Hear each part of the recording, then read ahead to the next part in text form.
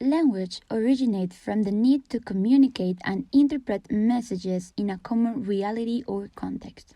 Language evolved and created its own rules within it, thus being differentiated from other languages and creating meanings and interpretation to its logical forms of expression.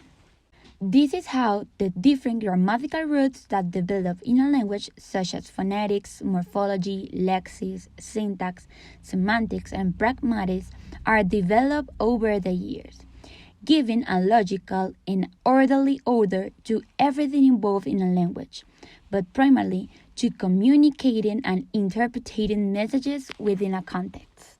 For this assignment, I will develop the concept of phonetics and pragmatics, where both develop a very important role in the communication of the verbal idea, avoiding ambiguities and giving rise to different meanings within a conversation in a specific context. The main characteristic of the sounds of language is the sound of speech, which is known as phonetics. This is divided into its manner of articulation and its place of articulation, where both parts take a decisive and important role in the moment of producing a correct sound when speaking, since this frees us from ambiguities and misunderstandings in the speech. On the other hand, pragmatics is understood as the part of the language that is in charge of giving meaning to the words used in different contexts, thus creating a relationship between the speakers and the purpose of communication. To develop the concept of phonetics and all that it involves, I will work on minimal pairs, which are pairs of words or phrases in a particular language that differ in only one phonological element, that is, words that can change their entire meaning only by the pronunciation of one letter. To work on this element, we must review and keep in mind the place of articulation and the manner of articulation, which are the location at which two speech organs approach or come together in producing an speech sound, and the way the air stream is affected and it flows from the lungs and out the nose and the mouth.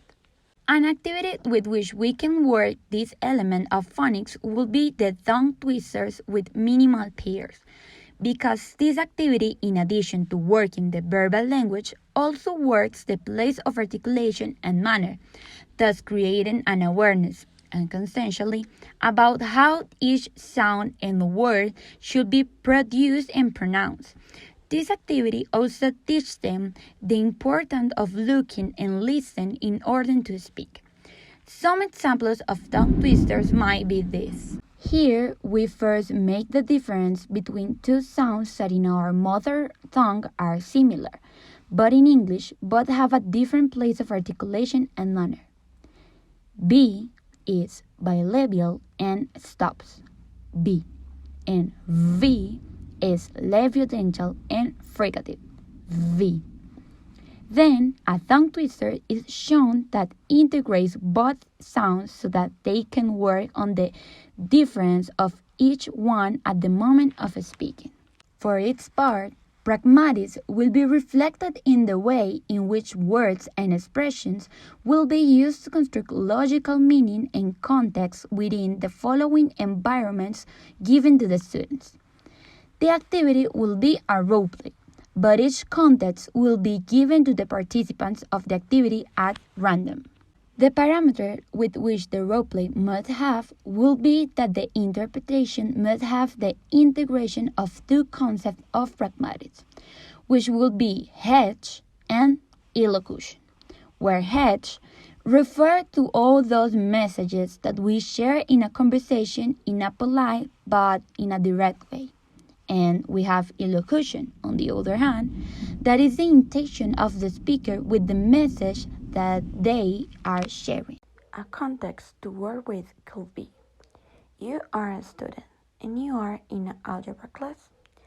This class is a review of a topic that was not clear at all, but there is a group of classmates who keep chatting and laughing.